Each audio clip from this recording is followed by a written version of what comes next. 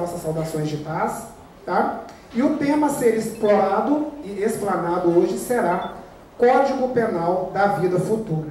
Antes de convidá-la à tribuna, gostaria de convidar a nossa companheira Renata Brita para fazer a prece inicial e informar que após o término das palestras nós faremos 2 sorteios, tá? De 2 livros espíritas.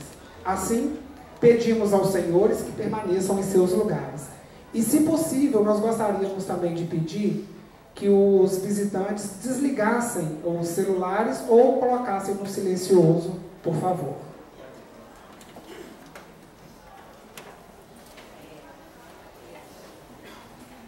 Boa noite a todos. Vamos elevar os nossos pensamentos a Deus, a Jesus, o nosso mestre amigo, agradecidos pela oportunidade de estarmos aqui, agradecidos por mais um dia, pela oportunidade de reflexão e de estudo, dessa casa bendita que nos acolhe, da nossa companheira que veio fazer os estudos da noite de hoje, que ela possa ser envolvida em nossas vibrações de paz e de amor, e que suas palavras sejam sementes em nossos corações, transformando as nossas ações, nos encaminhando e nos direcionando no caminho do bem. Pai nosso que estais nos céus, santificado seja o vosso nome. Venha a nós o vosso reino, seja feita a vossa vontade, assim na terra como nos céus. O pão nosso de cada dia, dai-nos hoje sempre, Senhor. Perdoai as nossas dívidas quando perdoarmos os nossos devedores. E não nos deixeis cair em tentação ou em perturbação, mas livra-nos de cometermos e praticarmos o mal. Que a tua paz esteja sempre conosco. Que assim seja. Gostaria então de convidar a nossa companheira Margarete, tá? Para dar início aos trabalhos desta noite.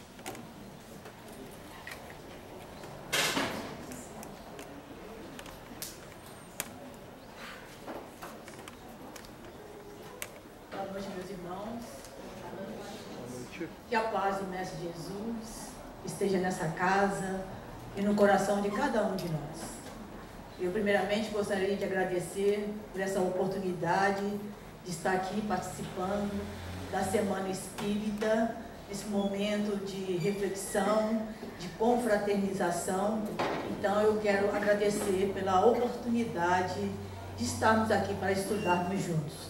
E como foi dito, o tema que nós trouxemos para a reflexão é o Código Penal da Vida Futura. Allan Kardec, no desempenho da sua bendita missão de codificar a doutrina espírita, em agosto de 1865, publicou o 4º livro das obras básicas, que é o livro O Céu e o Inferno, ou A Justiça Divina, segundo o Espiritismo. Neste livro, Kardec nos esclarece sobre o nosso futuro espiritual após a existência corporal. Nos esclarece com riquezas de detalhes sobre as recompensas e penalidades que compete a cada um de nós após a morte, de acordo com o nosso merecimento, de acordo pela maneira que nós escolhemos viver. Para escrever esse livro, Kardec não se baseou em simples teorias, não. Ele buscou fundamentos sólidos e concretos, através do depoimento de centenas de espíritos, naturalmente desencarnados, fazendo a cada um diversas perguntas, como, por exemplo, como se encontravam no mundo espiritual, em que época e em que condições viveram quando ainda estavam encarnados, se demoraram muito para recobrar a lucidez das ideias após o desencarne, se é doloroso o processo de perturbação espiritual, porque passa a grande maioria dos espíritos após a morte, etc, etc. Então Kardec fez diversas perguntas, e naturalmente cada espírito respondeu de acordo com o grau do seu desenvolvimento moral e intelectual, e também de acordo com o grau de percepção espiritual que possuía, pois cada um só podia falar daquilo que sentia e conseguia enxergar. Então, após colher centenas de depoimentos com milhares de informações, Kardec escreveu o livro O Céu e o Inferno para nos orientar com segurança, a fim de aprendermos com as experiências positivas e negativas dos nossos irmãos, para não cometermos os mesmos erros e nos dedicarmos na busca do aperfeiçoamento e da prática constante do bem. Com as informações seguras e esclarecedoras que recebeu, o codificador, no capítulo 7, escreveu o Código Penal da Vida Futura. E esse Código Penal, ele tem o objetivo de nos esclarecer que não existe um Deus juiz que julga e condena. Não existe um Deus que fica nos observando o tempo todo, tudo que nós fazemos, nos mínimos detalhes, para depois nos julgar, condenar ou nos absolver de acordo com aquilo que nós fazemos. Não. Kardec esclarece que esse Deus juiz que julga e condena não existe. Ele nos esclarece que existe sim um Deus que nos ama infinitamente e incondicionalmente, independente de nossas escolhas e atitudes felizes ou infelizes, porque Ele sabe que nós somos ainda espíritos imperfeitos, mas que um dia todos nós, sem exceção, alcançaremos a perfeição. No Código Penal da Vida Futura, Kardec nos esclarece também que a nossa existência, meus irmãos, é como uma gleba, é como um terreno, onde cada um de nós temos total liberdade para plantarmos aquilo que nós quisermos, qualquer tipo de semente, mas forçosamente nós somos obrigados a colher exatamente aquilo que nós semeamos, porque não existe privilégios perante a justiça divina. Então, o Código Penal da Vida Futura, ele é constituído por 33 itens formulados através das conclusões de Allan Kardec sobre a responsabilidade do espírito perante as leis divinas, nos esclarecendo, meus irmãos, que cada um de nós somos inteiramente e profundamente responsáveis pelos nossos próprios atos, e sempre colhemos os frutos, as consequências positivas ou negativas de tudo que nós fazemos, de bom e de ruim, de certo e de errado. Nos esclarece também, meus irmãos, que a felicidade no mundo espiritual não constitui um privilégio de alguns, como também o sofrimento não constitui um castigo, mas simplesmente o resultado da maneira que nós escolhemos viver. Então isso significa que todos nós podemos e devemos construir um futuro muito, muito melhor, mais ditoso e mais feliz, através da nossa renovação interior, através da nossa transformação moral, melhorando o nosso modo de ser e de viver. Então, devido ao nosso tempo, nós não temos condições de refletir cuidadosamente sobre os 33 itens do Código Penal. Então, nós selecionamos apenas alguns para a reflexão da noite.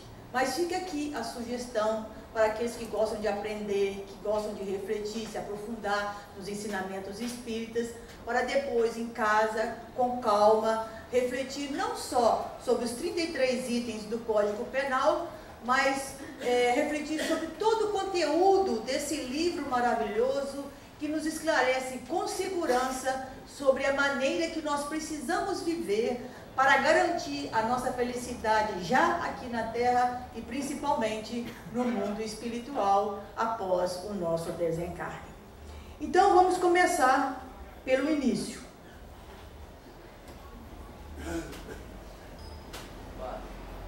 Hã? De baixo? Então,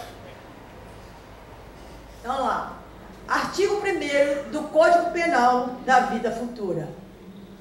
Kardec nos diz: a alma ou espírito sofre na vida espiritual as consequências de todas as imperfeições de que não se libertou durante a vida corpórea. Seu estado feliz ou infeliz é inerente ao grau da sua depuração ou das suas imperfeições. Então isso quer dizer, meus irmãos, que a nossa felicidade no mundo espiritual vai depender das virtudes, das qualidades morais que nós já conseguimos conquistar, como também a nossa infelicidade vai depender das imperfeições que ainda possuímos e não conseguimos nos libertar. Então isso significa, meus irmãos, que quanto maiores, quanto mais graves forem os nossos defeitos, as nossas imperfeições, maiores serão as dificuldades e os sofrimentos que nós iremos enfrentar no mundo espiritual após o desencarne. Então, em benefício da nossa própria felicidade futura, nós precisamos ter consciência da necessidade de trabalharmos realmente pela nossa melhoria, pelo nosso crescimento espiritual, nos libertando pouco a pouco de nossas mazelas, de nossos defeitos, de nossas imperfeições, nos dedicando ao aprendizado, à prática constante do bem, para que desse jeito nós possamos assegurar a nossa felicidade futura. Porque o desencarne, ele é inevitável para todos nós.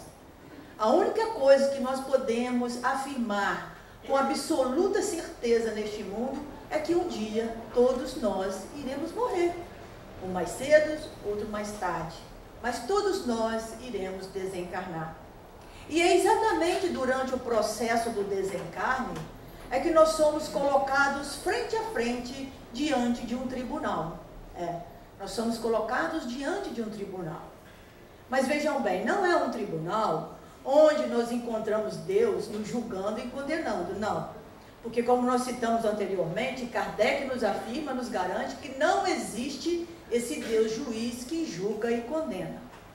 Tampouco não iremos encontrar um grupo de benfeitores espirituais na condição de juízes implacáveis emitindo sentenças condenatórias, não. Nós seremos colocados frente a frente diante do tribunal da nossa própria consciência. Porque aqui, meus irmãos, na consciência de cada um de nós é onde está gravado as leis de Deus. Nós seremos colocados frente a frente diante da nossa realidade espiritual, sem máscaras, sem fingimentos. E seremos submetidos a fazer uma retrospectiva da nossa atual existência, onde veremos passar um filme minucioso de tudo aquilo que nós fizemos. Teremos a oportunidade de rever aqueles momentos felizes quando praticamos o bem, quando tomamos boas decisões, fizemos boas escolhas. E ao rever esses momentos felizes, nos proporcionam alívio e bem-estar, nos auxiliando durante o processo do desencarne. Mas também se descortina diante de nós aqueles momentos tristes em que praticamos o mal, em que fizemos péssimas escolhas, tomamos decisões infelizes. E rever esses momentos tristes faz com que o nosso sofrimento se torne ainda mais intenso, dificultando o processo do desencarne. Então vamos aproveitar esse momento que nós aqui estamos para fazermos uma pequena reflexão. Eu sei que ninguém quer e muitos não gostam nem mesmo de pensar, mas vamos imaginar que todos nós vamos desencarnar neste momento. E vamos começar a rever diante de nós o filme da nossa existência. Vamos começar a rever aqueles pensamentos mais íntimos, aqueles sentimentos mais secretos, aqueles atos, escolhas e atitudes que nenhum outro encarnado conhece, somente nós mesmos. E ao rever minuciosamente o filme da nossa atual existência, qual seria a nossa situação diante do desencarne? Seria a situação de um espírito que se sente amparado, confortado, aliviado diante da maneira positiva que escolheu viver? Ou seria a situação de um espírito que se sente perdido, desamparado, desorientado, desesperado, diante da maneira negativa que viveu, diante das inúmeras oportunidades de aprendizado, de trabalho, de evolução que foram desperdiçadas? Qual seria a nossa situação diante do desencarne? É muito importante nós refletirmos sobre isso, meus irmãos. Porque por mais que não queiramos, isso é inevitável. Não tem como. Uns mais cedo, outros mais tarde. Talvez o nosso desencarne não aconteça hoje, nem amanhã, mas um dia ele vai acontecer. E nós precisamos nos prepararmos devidamente para enfrentarmos esse momento difícil da melhor maneira possível. Principalmente nós, que desfrutamos de todos esses ensinamentos maravilhosos que a doutrina nos oferece, nós temos uma obrigação muito maior de nos prepararmos devidamente, para que nós possamos ajudar o nosso guia espiritual e os benfeitores a nos auxiliar nesse momento. Porque se nós não nos comportarmos devidamente, eles não conseguirão nos ajudar. Porque imagine diante de nós uma pessoa completamente desesperada, gritando, esperneando, chorando, puxando o cabelo. A gente consegue ajudar? Não.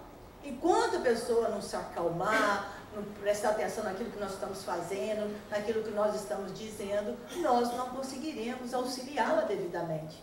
O mesmo também acontece durante o desencarne.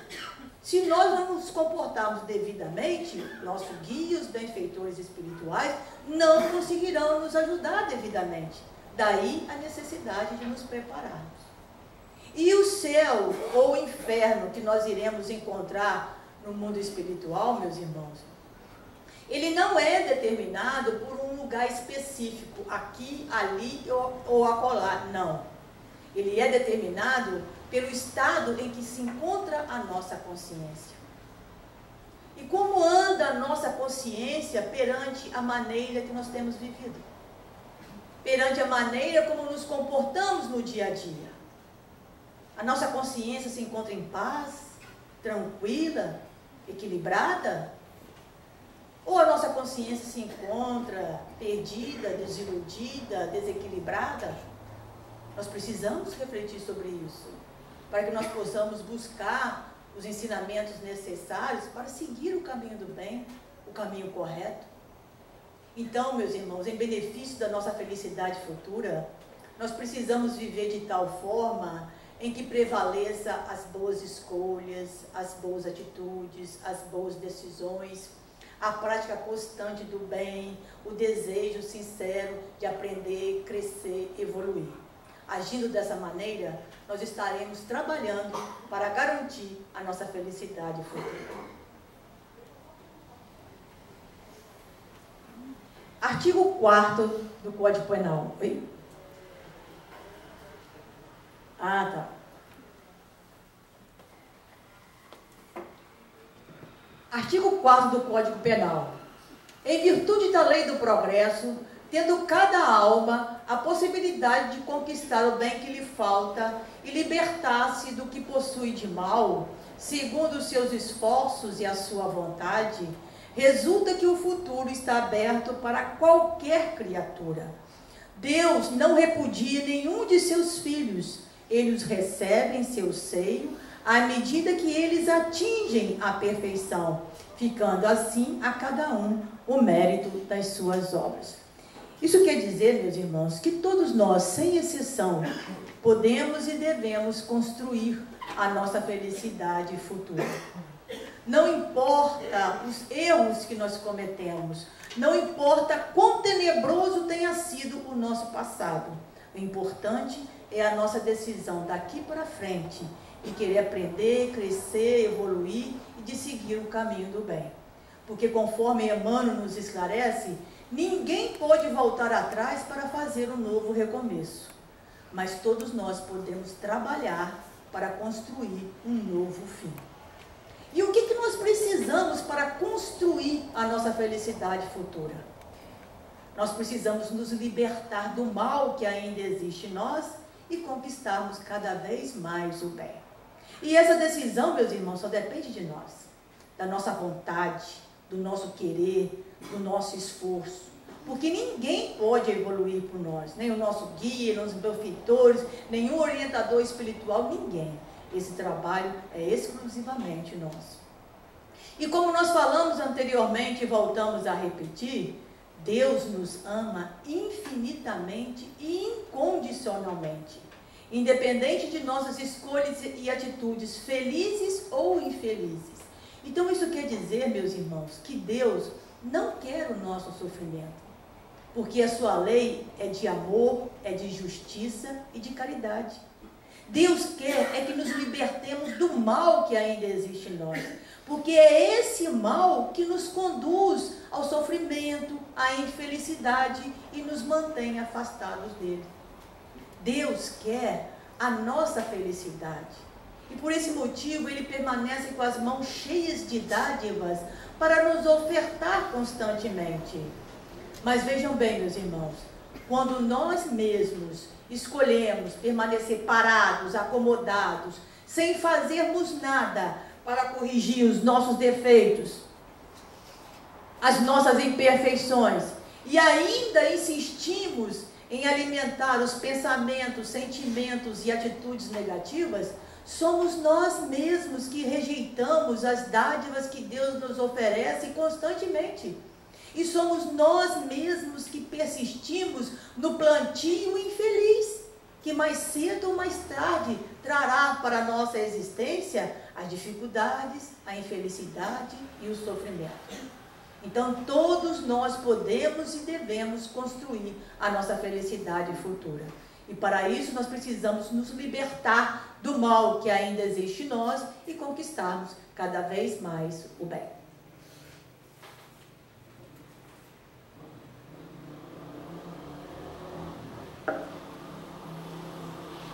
Artigo 13º, Kardec nos diz: a duração do castigo depende da melhoria do espírito culpado. Nenhuma condenação por tempo determinado lhe é prescrita. O que Deus exige por termo de sofrimento é um melhoramento sério, efetivo, sincero, de volta ao bem. Deste modo, o espírito é sempre o árbitro da própria sorte, podendo prolongar os sofrimentos pela pertinácia, pela persistência no mal, ou suavizá-los e anulá-los pela prática do bem. Então o ensinamento aqui, meus irmãos, é bem claro. O sofrimento, ele é consequência do mal moral que ainda existe em nós. E somos nós mesmos que determinamos o tempo do nosso sofrimento. E como nós determinamos isso? Através da nossa persistência no mal. Quanto mais persistimos no erro, quanto mais persistimos no mal, mais nós sofremos para que nós possamos despertar para a realidade da vida, para o objetivo da nossa existência, que é o aperfeiçoamento espiritual. E por outro lado, quanto mais nós persistimos no bem, mais suavizamos, mais diminuímos os nossos sofrimentos, chegando até mesmo ao ponto de conseguir anular completamente o sofrimento em nossa vida. E como nós conseguimos isso? Na medida em que nós nos entregamos de corpo e alma à prática constante do bem, nós vamos desapegando das ilusões da vida material. Vamos conseguindo nos libertar dos sentimentos negativos e, consequentemente, vamos nos livrando de muitos sofrimentos na nossa vida. Porque os sentimentos negativos são eles que provocam o sofrimento constante em nossa existência. Então, na medida que nós nos libertamos dele, nós conseguimos nos libertar de muitos sofrimentos.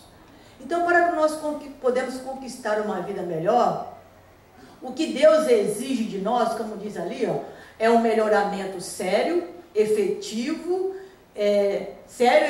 sincero, com a prática constante do bem. E essa decisão só compete a nós, só depende do nosso esforço, da nossa vontade, do nosso querer.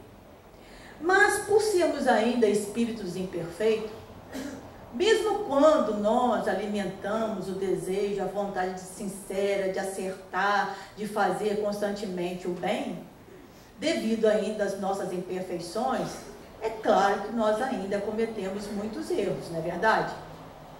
Então isso quer dizer que nós vamos ficar sofrendo indefinidamente até alcançarmos a perfeição, quando não iremos mais errar? Será que é assim? Bom, depende, meus irmãos. E vai depender do quê? Vai depender das nossas intenções. Porque Deus, sendo Pai amoroso, misericordioso e justo, Ele sabe que nós ainda somos aprendizes. E também sabe que o erro faz parte do aprendizado, não é verdade? Então, Ele sempre leva em conta as nossas intenções.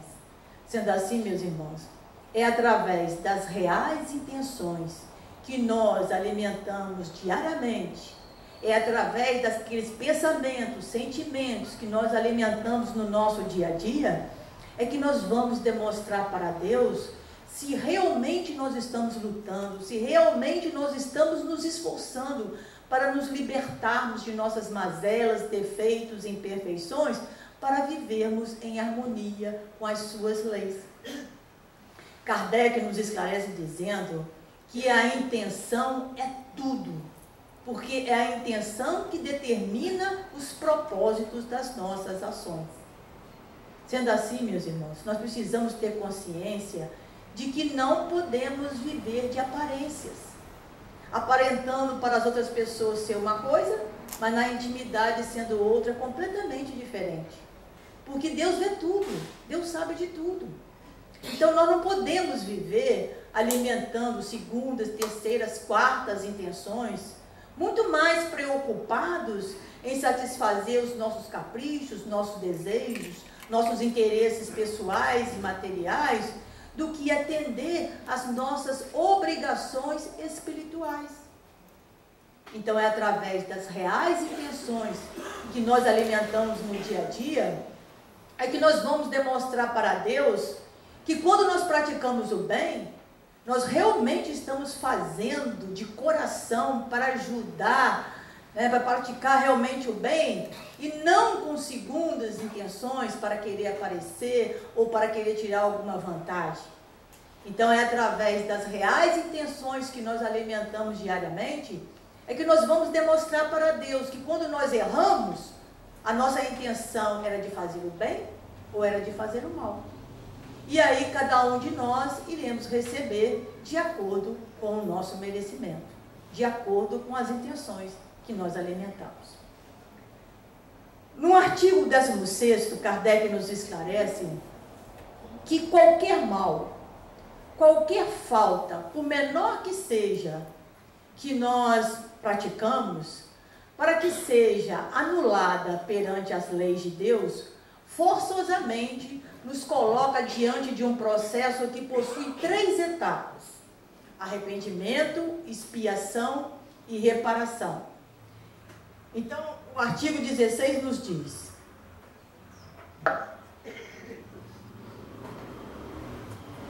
o arrependimento, conquanto seja o primeiro passo para a regeneração, não basta por si só. São precisas a expiação e a reparação.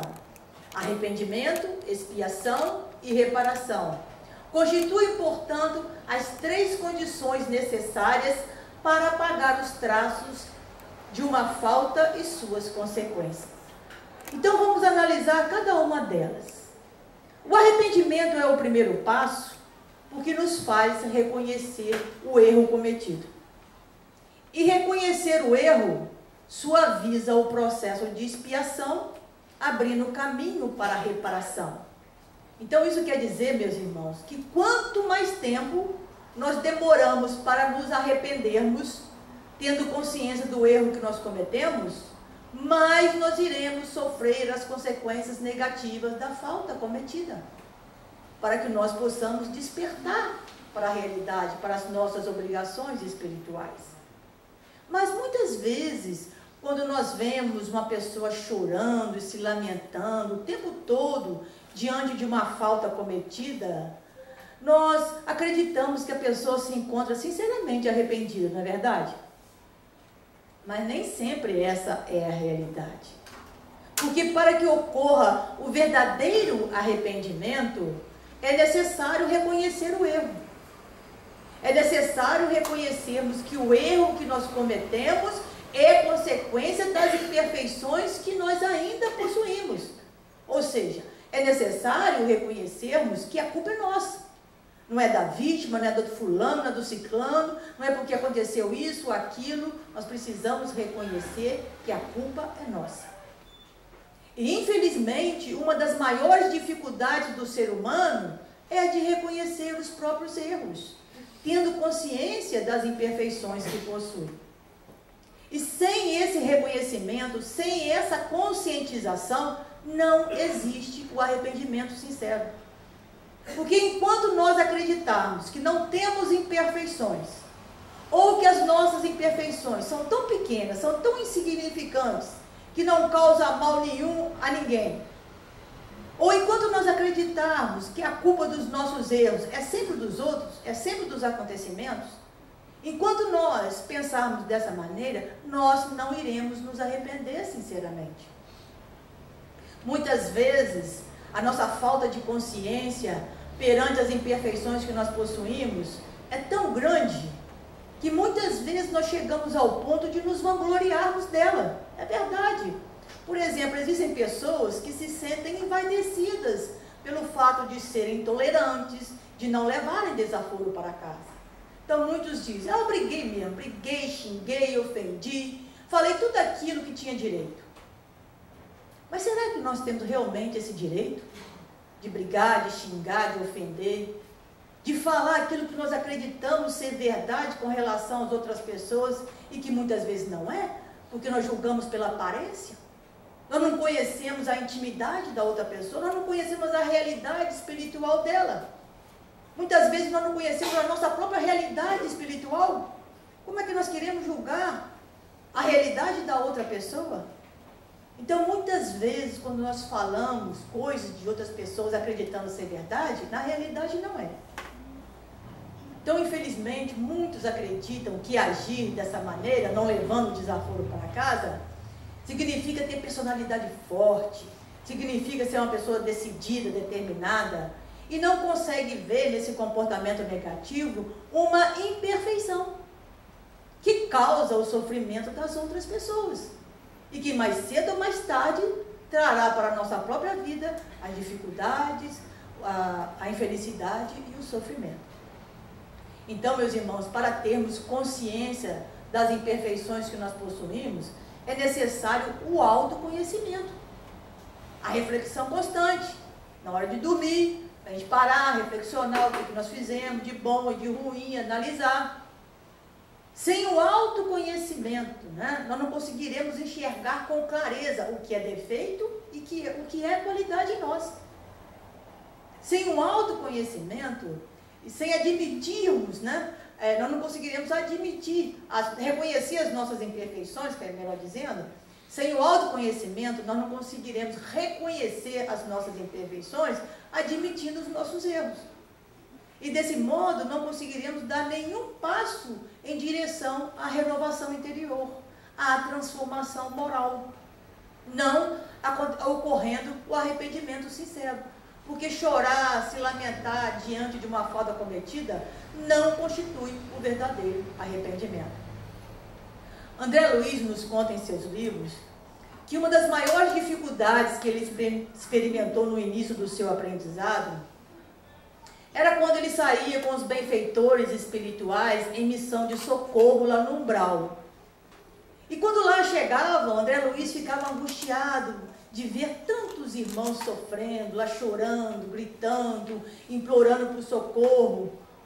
E André Luiz não conseguia entender por que os benfeitores passavam adiante, sem fazer nada.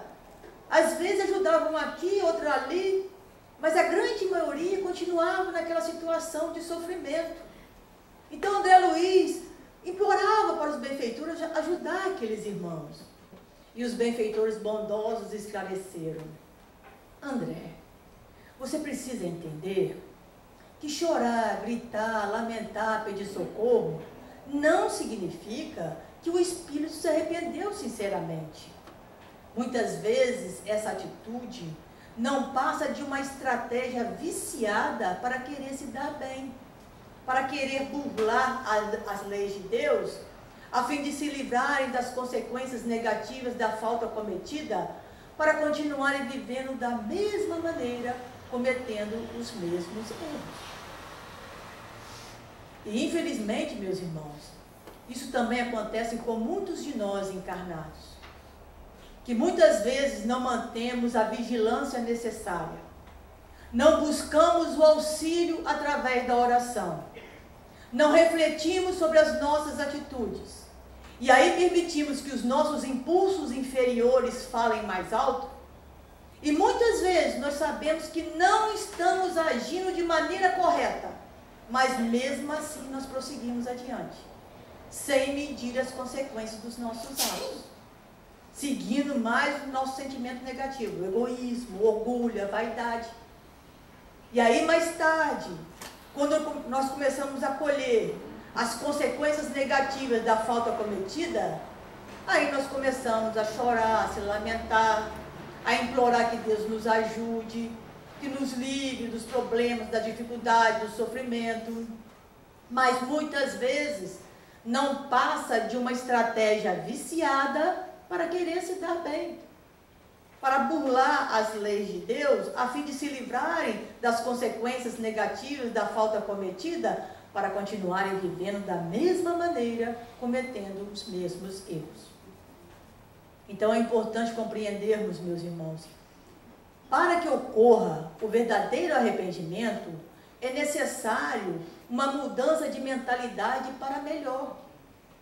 É necessário mudarmos para melhor a nossa maneira de viver perante a falta cometida, alimentando o desejo sincero de não cometermos mais os mesmos erros. Daí a necessidade da renovação mental, da renovação interior, da transformação moral que o Espiritismo oferece a cada um de nós. Quanto mais nos aprofundamos, quanto mais buscamos os ensinamentos espíritas, mais nós conseguimos expulsar aquilo de ruim de dentro de nós. Quanto mais nós estudamos, quanto mais refletimos, mais nós tomamos consciência da nossa realidade espiritual, compreendendo e aceitando o verdadeiro objetivo da nossa existência, que é o crescimento espiritual. E a partir daí, pouco a pouco, nós vamos mudando para melhor a nossa mentalidade e, consequentemente, mudando para melhor a nossa maneira de ser e de viver. Então, sem esse arrependimento sincero, uma mudança de mentalidade para melhor, uma mudança de comportamento para melhor diante da falta cometida, nós não conseguiremos concluir a primeira etapa do processo para apagar as nossas faltas perante as leis de Deus. A segunda etapa é a expiação.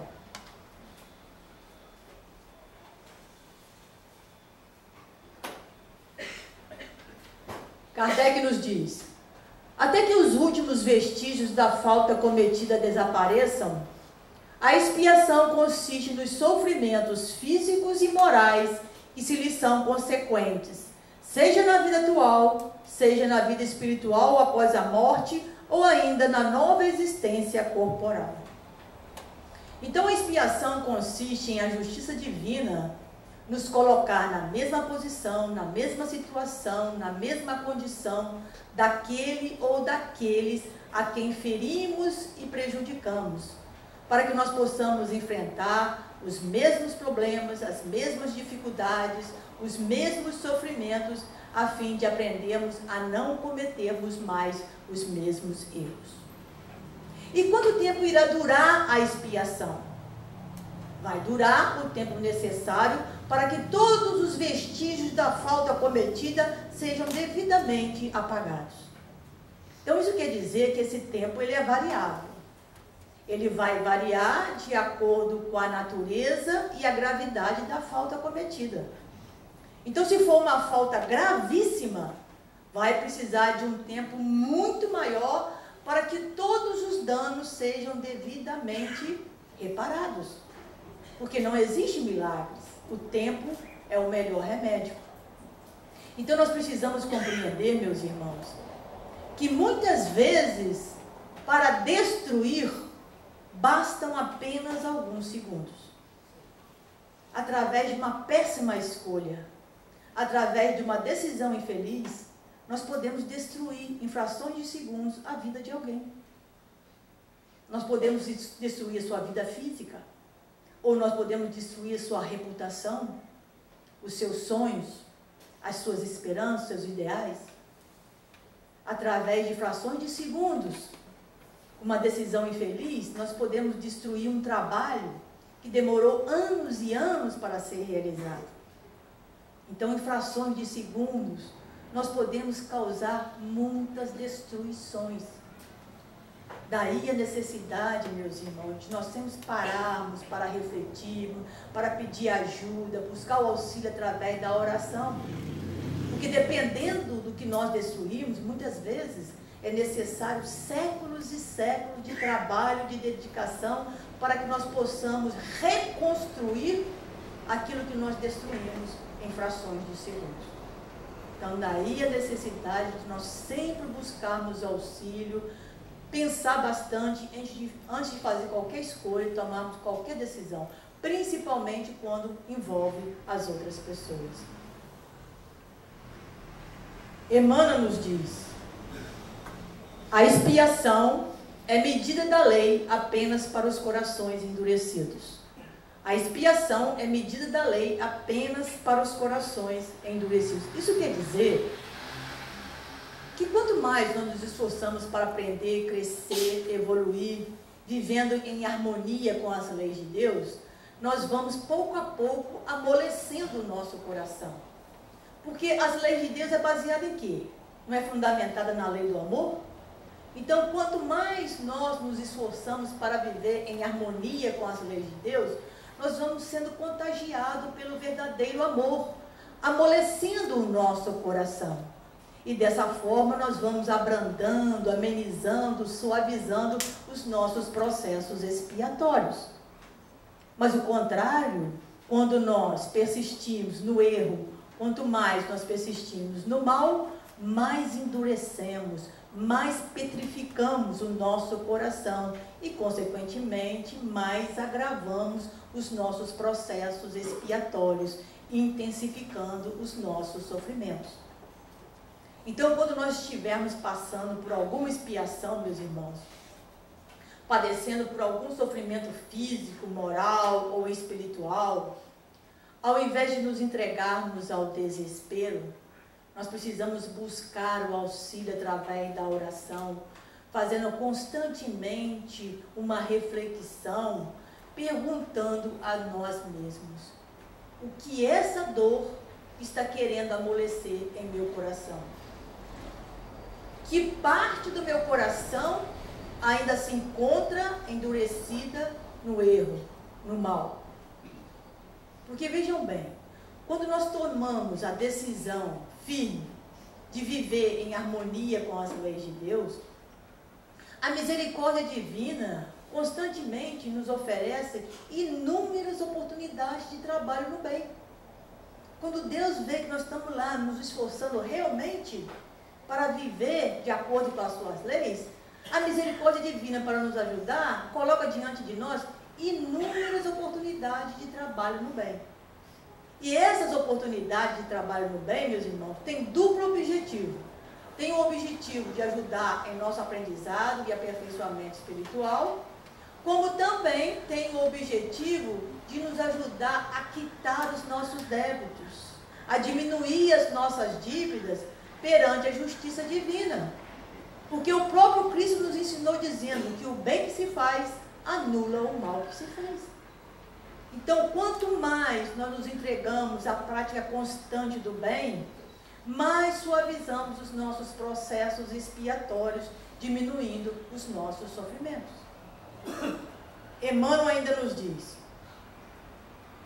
vejam bem o que ele nos diz, meus irmãos: toda vez que a justiça divina nos procura para acerto de contas, se nos encontra trabalhando em benefício dos outros, manda misericórdia divina que a cobrança seja suspensa por tempo indeterminado.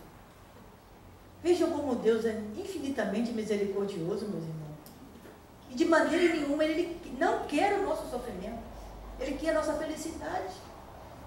Então, quando chega aquele momento exato de pagarmos alguma dívida da vida presente ou de vidas passadas, a justiça divina vem nos procurar e nos encontra trabalhando no bem, de coração aberto, sinceramente, sem segunda, terceira ou quartas intenções, só mesmo com o objetivo de servir, de ajudar. Manda a misericórdia divina que a sentença seja suspensa por tempo indeterminado.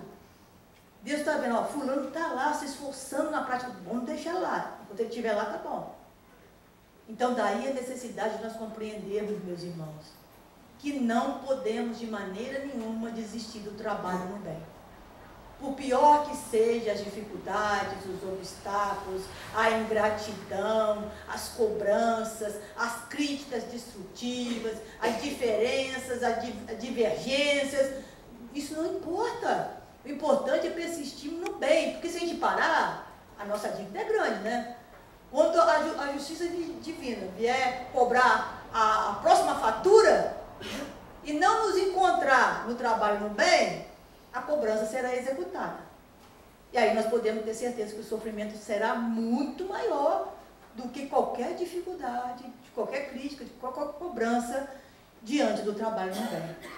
E na realidade, essas dificuldades, esses obstáculos que surgem quando nos dedicamos ao serviço do bem, são degraus para o nosso aprendizado.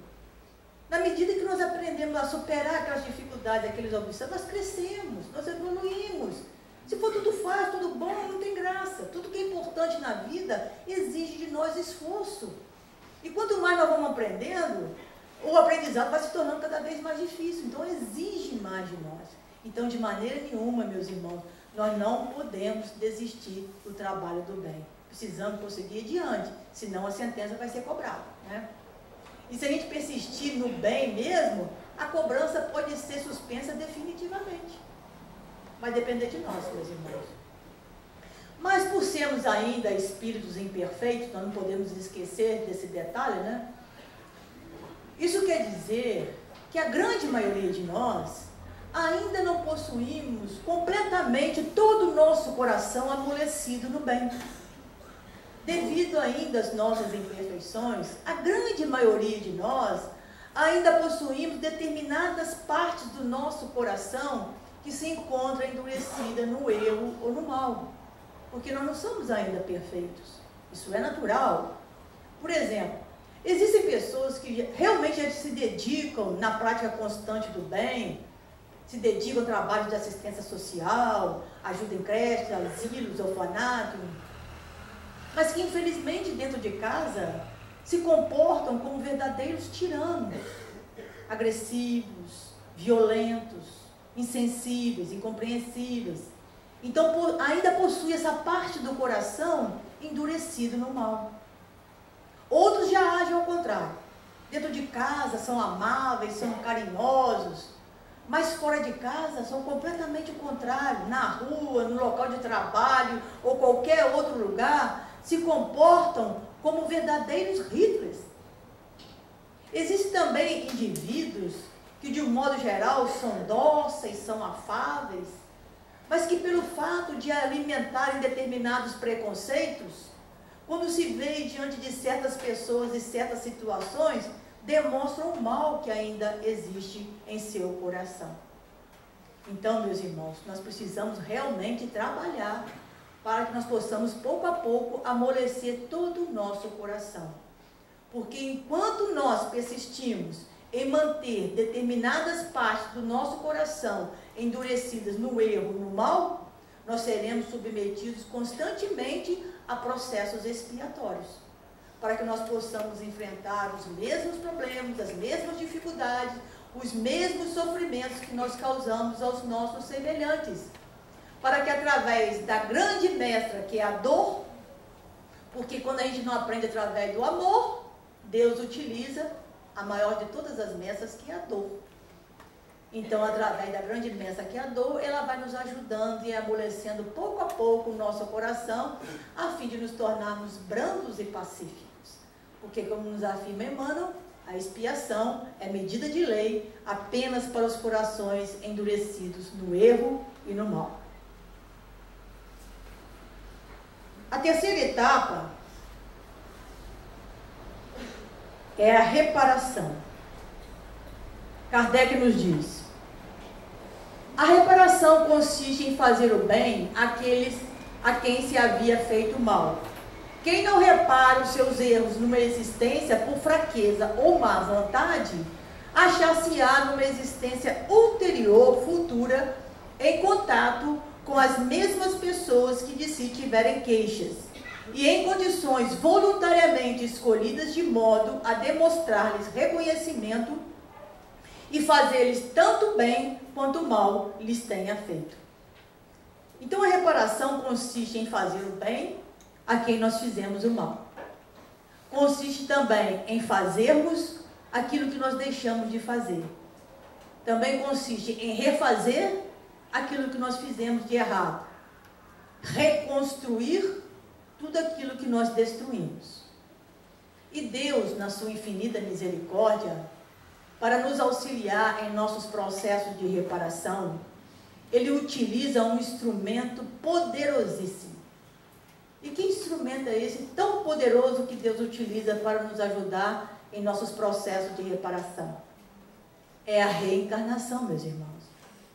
A justiça divina, através da reencarnação, renova completamente todos os cenários, oferecendo a cada um de nós as condições necessárias para corrigirmos, para refazermos nos mínimos detalhes tudo aquilo que nós fizemos de errado. Sendo assim, aquele que tirou a vida de alguém terá que retornar para gerar a vida a esse alguém. Aquele que roubou terá que retornar para trabalhar muito, até restituir tudinho, até os últimos centavos. Aquele que feriu terá que retornar para se dedicar a cicatrizar a ferida que ele mesmo abriu. Aquele que traiu, aquele que enganou, terá que retornar para se dedicar diariamente até reconquistar a confiança que foi perdida. Aquele que destruiu terá que retornar para reconstruir tudinho, nos mínimos detalhes. Mas tem um porém, meus irmãos, tem um grande porém. Nós teremos que fazer tudo isso, gerar a vida, restituir o que nós roubamos, cicatrizar a ferida, recuperar a confiança, fazer, refazer, reconstruir. Nós teremos que fazer tudo isso, mas em condições muito, muito mais difíceis, para que nós possamos aprender a valorizar as benditas oportunidades de aprendizado, de trabalho, de evolução, que Deus nos oferece constantemente, diariamente, e que por preguiça ou má vontade, nós frequentemente desperdiçamos. Apesar de todos esses ensinamentos maravilhosos que a doutrina espírita nos oferece, infelizmente muitas pessoas ainda preferem permanecer indiferentes a esses alertas tão importantes. Preferem permanecer paradas, acomodadas, diante das obrigações espirituais que nos competem. E muitas vezes tentam se justificar dizendo que pelo fato de termos várias encarnações, nós não precisamos nos preocupar muito agora não, porque o que nós fizemos nessa nós podemos deixar para outra. Mas nós acabamos de falar ali, quanto mais nós adiamos nossos compromissos, mais difícil vai ficando a nossa situação. Quanto mais nós deixarmos de fazer ou refazer, mais difícil vai ficando. Então o nosso processo de aperfeiçoamento não é tão simples, não é tão fácil assim. Tanto não é que o próprio Cristo nos alerta dizendo: reconcilia-te sem demora com o teu adversário enquanto estás a caminho com ele. Porque se nós desperdiçarmos essa oportunidade agora de reconciliação, enquanto estamos frente a frente com o nosso adversário, só Deus sabe quando nós teremos uma outra oportunidade de reencontrá-lo frente a frente novamente para quitarmos para zerarmos as nossas dívidas, todos os nossos débitos. E Jesus ainda nos diz: digo-vos em verdade, que daí não saireis, enquanto não houverdes pago até o último cetil. Então, enquanto nós não pagarmos tudinho que a gente deve, e reconciliar com todos os adversários, nós não iremos sair daqui. Então, quanto mais nós deixamos de cumprir com as nossas obrigações, quanto mais desperdiçamos as oportunidades de aprendizado, de resgate, de evolução que Deus nos oferece, mais dificultamos e mais retardamos o nosso processo de aperfeiçoamento. André Luiz, no capítulo 9 do livro Ação e Reação, nos oferece um excelente exemplo para essa realidade que nós acabamos de citar. Quando ele nos conta a história de Silas, o benfeitor espiritual encarregado de auxiliá-lo em seus aprendizados. André Luiz conta que há mais de 20 anos, Silas aguardava a oportunidade de reencarnar. Todo o seu processo reencarnatório estava prontinho, estava tudo já programado. Mas faltava o principal. Faltava ele reencontrar a sua antiga adversária para a devida reconciliação. Essa antiga adversária era a sua antiga madrasta, que já estava desencarnada, estava lá no plano espiritual, mas tinha mais de 20 anos que Silas procurava por ela, mas não conseguia encontrar. E André Luiz, surpreso, perguntou: mas os espíritos superiores não sabem onde ela se encontra? E Silas, humilde, respondeu: ele sabe, André, mas os benfeitores não podem resolver os nossos problemas. Os problemas são nossos, nós os criamos, nós é que temos de resolvê-los. E eles esclarecem que essa dificuldade em reencontrar a minha antiga adversária faz parte do meu processo de reparação. Então André Luiz conta que Silas, na existência anterior, ele foi filho único. Seu pai era um advogado muito bem sucedido, com muitas posses, muito rico. A sua mãe, uma senhora muito bondosa e dedicada à família. Silas formou-se em medicina, mas devido às posses da família, ele decidiu não trabalhar. Ele decidiu se manter um solteirão para desfrutar das facilidades da vida. Mas o grande problema de Silas era com as posses. Ele era muito apegado aos bens materiais. Exatamente, ele nasceu numa família muito rica como provação, para aprender a desapegar. Acontece que ele estava ainda mais apegado. Quando a sua mãe desencarnou, ele ficou muito preocupado. A sua preocupação era tanta que despertou a atenção do seu pai.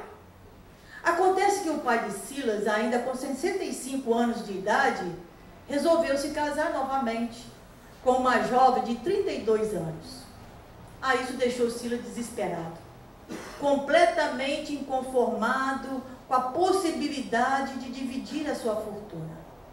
Então, decidido a não dividir a riqueza da família, ele planejou o assassinato da jovem madrasta. E ele planejou de tal forma que fez com que o próprio pai matasse a jovem esposa envenenada.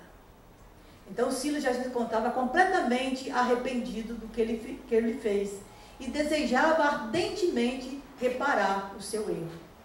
Mas depois de 20 anos de procura, ele ainda não tinha conseguido reencontrar a sua antiga adversária para a devida reparação. E vejam bem, Silas ele já possuía muitos créditos no mundo espiritual, devido a décadas e décadas de trabalho no socorro nas regiões infelizes do umbral. Ele já havia se transformado em um espírito nobre, mas não podia prosseguir na sua caminhada evolutiva rumo às esferas superiores, porque ainda tinha débitos para resgatar. Porque, como Jesus nos disse, daí não saireis, enquanto não houverdes pago até o último cetil. Então, meus irmãos, nós precisamos compreender que quando nós ferimos, quando nós prejudicamos alguém, na realidade nós ferimos e prejudicamos a nós mesmos. E Kardec finaliza o Código Penal no artigo 33, no terceiro parágrafo, dizendo: podendo todo homem libertar-se das imperfeições por efeito da vontade, então depende de nós, da nossa vontade, pode igualmente anular os males consecutivos e assegurar a felicidade futura, a cada um segundo as suas obras, no céu como na terra. Tal é a lei da justiça divina.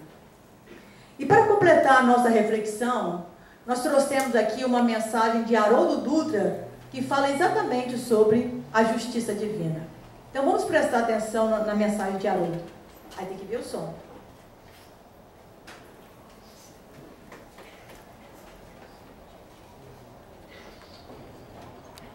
E aqui reside a base educativa do Espiritismo. Está dando para ouvir, gente? Porque a humanidade atingiu um estágio de amadurecimento intelectual, científico e espiritual em que não basta mais obedecer, nós precisamos compreender o processo. E o Espiritismo traz esses elementos para que a gente possa compreender os fundamentos da justiça divina. Porque, dizendo de uma maneira bem simples, o objetivo da justiça divina, ele é muito simples. Sendo Deus um e Pai de todos, Criador de todos, todos devem estar bem. Tem que estar bom para todo mundo. Então, se eu construo um projeto de felicidade em que só eu sou feliz, em detrimento do outro, esse projeto não vai ser homologado pela lei divina. Ele vai ter problemas de aprovação ou de execução. Então eu preciso construir um projeto de felicidade que respeite esse princípio magno que é: eu só sou feliz quando a minha felicidade promove a felicidade e quando ela não se fundamenta na infelicidade do outro. Quando eu compreendo a essência desse princípio da lei divina, nós vamos percebendo que todos os princípios dela nos levam nesse caminho. Nos levam nesse caminho. E entender isso nos ajuda a projetar melhor nossa jornada evolutiva. Porque até agora nós estamos sendo carregados de roldão. A gente vai para lá, não sabe nem meio direito o que aconteceu, foi, e aí se choca, volta para cá, então fica um barco que não tem um plano de navegação. Com a bênção do Espiritismo nas mãos, e do Evangelho nas mãos, nós temos condição de traçar uma rota segura. Isso se chama evolução consciente. E na evolução consciente, você entende como funciona. Você não briga com o mar. Você não briga com o vento. Você consegue se colocar de maneira harmoniosa no mar e no vento. Então a gente acredita mesmo que o maior esforço de transformação moral que o Espiritismo está aí a nos colocar é: para de brigar. Para de brigar com a lei divina. Comece a entender os mecanismos da lei divina e a planejar seu futuro de acordo com esses princípios. E a corrigir o seu passado, porque o seu passado são as âncoras que não estão deixando seu barco partir. Então a gente vai eliminando essas âncoras do que nos prende ao passado, com carinho, com amor, com paciência, e vai planejando melhor o futuro. É um plano de curto prazo? Não. Não é um plano de curto prazo. Mas seguramente é um mecanismo eficaz para alcançar a felicidade. Fora disso, é construir na ilusão para depois ter que refazer na desilusão. Então, meus irmãos, não podemos esquecer, está sempre na nossa mente, a nossa felicidade não pode ser construída em cima da infelicidade dos outros. A nossa felicidade vai depender da nossa libertação do mal e da conquista do bem, cada vez mais. E aí nós fechamos a nossa reflexão com uma mensagem de Chico Xavier. Se você não pode hoje dar um passo, arraste-se pelo menos 1 centímetro, mas nunca deixe de avançar. Então vamos avançar, meus irmãos, nem que seja arrastando. Vamos trabalhar mesmo para a nossa melhoria, para conquistar cada vez mais o nosso aperfeiçoamento, nos dedicando à prática do bem, ao trabalho incessante, que, como nós falamos anteriormente, quando a nossa intenção é progredir, a misericórdia divina coloca diante de nós inúmeras oportunidades de trabalho no bem. Então não vamos desperdiçar essa oportunidade. Vamos trabalhar, meus irmãos. A gente não sabe que dia que vai ser o nosso desencarne. Então, enquanto ele não chegar, vamos trabalhar. Eu agradeço muito essa oportunidade de estar aqui essa noite. Agradeço as vibrações amigas e desejo muita paz para todos.